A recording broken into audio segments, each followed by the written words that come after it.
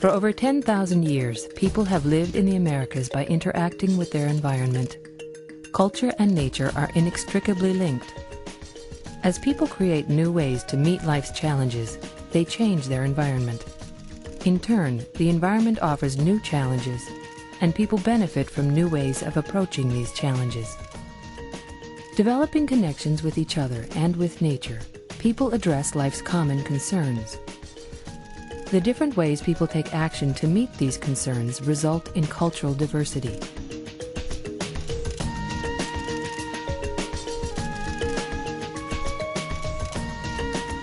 When people connect in new ways, they can achieve great results.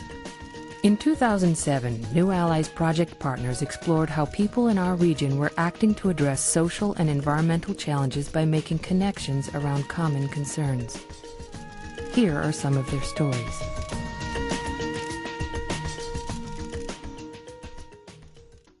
We're talking about trails, we're talking about physical activity, we're talking about quality of life issues. Keith Holt is part of the Chicagoland Bicycle Federation. He visualizes bicycling and bike paths bringing African Americans on Chicago's South Side back into nature. We're deep into nature. We're deep into nature, yet we're still in Cook County. We're still in Cook County. It has a population of over 5 million people, and I'm standing in an urban oasis of open space. Probably one of the bigger groups I'd really like to work with in the future is a lot of the churches. The issues that they usually are working on, they're not necessarily thinking about walking and bicycling so directly. Bicyclists will never ever be the #1 user of this trail. It will be walkers. It'll be senior citizens walking through here, parents with their strollers, things like that. This is, for the ability to just be an open space. You have an idea that you're onto something when the same process is discovered from two different points of view. Ken Dunn started City Farm in 1968 as a way to turn vacant lots around while simultaneously bringing jobs and sustainable agriculture to impoverished areas. When we started noticing that at conventional prices we couldn't pay a living wage, I met with Sarah Stegner of the Ritz-Carlton Hotel and made the pitch that as a corporate citizen, they probably wanted to make Chicago more sustainable, more a just city, and that she might choose to pay more for her produce because this project beautified low-income neighborhoods, created jobs, and distributed produce in those very neighborhoods. She actually said she wasn't at this point terribly interested in the community service or the benefits to the city. She just needed the produce we described, and went on to say, you got to have it here before 3. We pay every 2 weeks. I asked her, how is it that they were so readily convinced?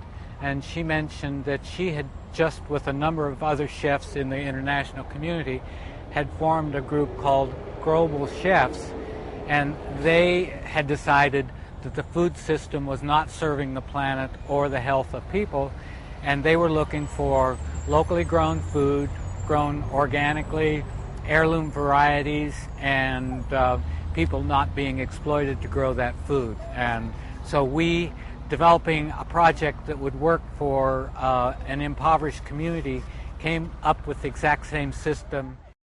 One of our hopes at the Hull House was just very basic, to create a new public. And, we really believe that there's not just one public out there, but there's multiple publics. Lisa Lee worked with Lawrence Weschler of the Chicago Humanities Festival to combine art and the environment in a unique way. They brought the hyperbolic crochet coral reef, created by the Institute for Figuring's founders Margaret and Christine Wertheim, to Chicago, and engaged local residents to build a Chicago reef out of crocheted objects. We just sent out a call, sort of far and wide, and we wanted people from the South Side, and there's a young crochet group that meets out in Englewood to contribute, and also sort of youth from Center and Halstead contributed, but also the sort of Windy City Knitting Guild, which is a group of, women who meet regularly and crochet together, and people from all over the city would learn about the actual project, and they would come in, and there was always, sort of a really sense of cooperative education and public education. And so somebody with an expertise in environmentalism might come and sort of talk about that with the group, and then someone else with the expertise in, how to crochet the most wicked, hyperbolic form would then go and explain what that hyperbolic form was and how it functioned in space. And so, it was deeply intellectual on many different levels, but you were also making things with your hands. The resulting art exhibit has helped build a tangible image of the crises facing our coral reefs.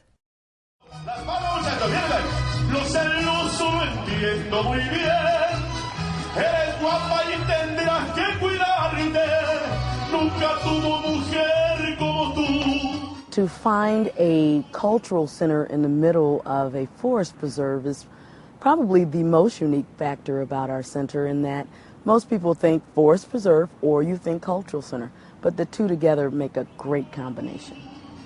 Greenbelt Cultural Center in North Chicago is a place where environmental and cultural diversity come together. I do find that people like to come to the events that more represent their population, but I'm trying to get more cross-cultural.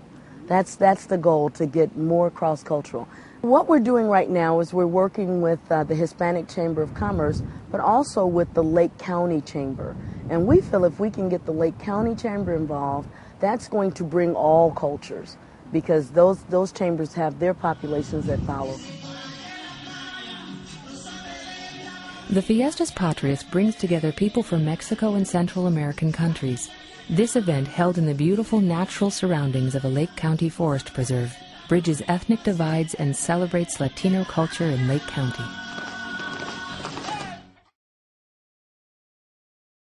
On Chicago's southeast side, rich history, biodiversity, and close-knit communities offer new opportunities for sustainability. Our economy has not been based on working with the planet and the reality of ecological systems that sustain us.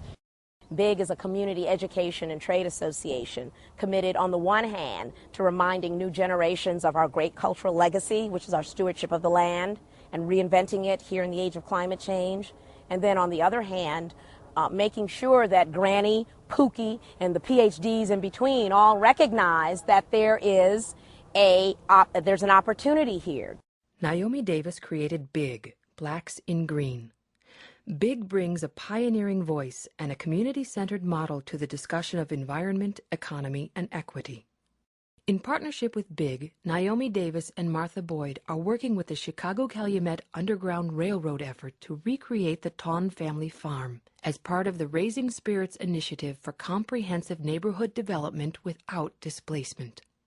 Like other heritage tourism projects, such as the Bronzeville Community Development Partnership, Raising Spirits offers a dynamic example of sustainable urbanism, a growing national movement to revitalize local areas. We are on what was the 50 acres of the Jan Tun family farm. Jan and Anja Tun owned this property right after 1850.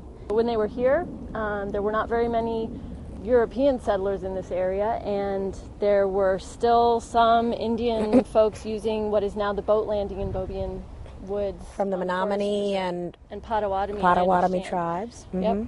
And the family lived here and had just gotten here from Holland, and somehow early on got enrolled in the Underground Railroad and in helping fugitive slaves who were coming across what was then the toll bridge at Indiana Avenue. Secure, as an organization that had pinpointed this location and its history as a place to memorialize, was part of the kernel of an idea around redevelopment of this whole neighborhood, which is among the poorest in Chicago. At least half the population for many years has been people living in public housing. And thinking from the viewpoint of how over yonder to redevelop a neighborhood in a way that could provide for people opportunities to stay in that place as it got improved economically and environmentally into the future was the genesis of thinking about the Ton Farm as a cultural and economic tourism hub. So we're operating from a village model. And how do you, within that framework, have development which does not displace people? How do you bring... And yet is inviting to people who would like to be here and join, instead of feeling held hostage here, join something that's a good place to be. There's an opportunity for entrepreneurship. We're talking very specifically about local energy and food production. It's a model that we think every community should be looking at, and you don't have to be on the riverfront with a lot of vacant land to do it. The 50-acre property spans from 134th Street to the Little Calumet River, and from Beaubien Woods to St. Lawrence Avenue on the west. More than a tourism destination, the Ton Farm Plan includes everything from mixed-income housing to sustainable energy to green job creation. The river here, the forest preserve here, the history of farming here, also both the good and bad sides of the history of people coming out of slavery, people coming from really difficult situations in Europe, here in this place, and everything that's gone on this land, that it could be a place to tell all of those stories in really powerful ways and bring people there to spend some money. The Underground Railroad and Secure, we think that it's a story of victory, but we just need to tell the truth about the agony and, quite frankly, the terrorism that was involved in bringing us to this point today where we're, able or maybe willing to broach the subject and really transform that history into something powerful for ourselves. We've talked a lot about the Napanee, Indiana Amish Acres model, where you have the house as a museum, you have the barn as a state-of-the-art theater, you have outbuildings for retail, dining, and lodging, and you have all manner of services that are offered there. You have the Swamp Gravy model from Colquitt, Georgia, which focuses itself around the commerce of community performance and oral history, which is the system for enrolling and empowering a community to speak their story in their own words.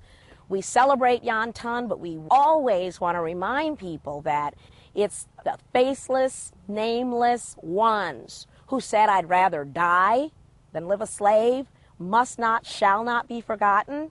There is a story here, and it's a story that brings to light the very worst and the very best of human nature, and how we can turn that into commerce here today is the opportunity. Looking at the green economy, it is the place now where community wealth can be generated while healing the environment in which we live, while healing our communities. We are having the second annual corn celebration in honor of a planting that Bill Friedman and I did right here along Montrose Avenue.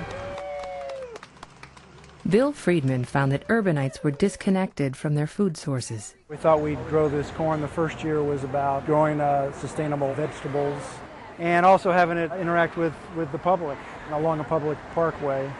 It's about food, it's about people, and it's about relationships. I have a friend who has a cafe down the street, and she's brought corn muffins in. I'm a big supporter of Kathy and her artwork and agriculture and corn. I think people need to be more aware of their environment and how things grow, and in time and with education and with projects like this, I hope people will appreciate what's around them and be a little more cognizant of what's going on. Lynn Shalik is the choreographer of Perceptual Motion Dance Company, and we brainstormed over winter, and she created a dance called Corn Fed.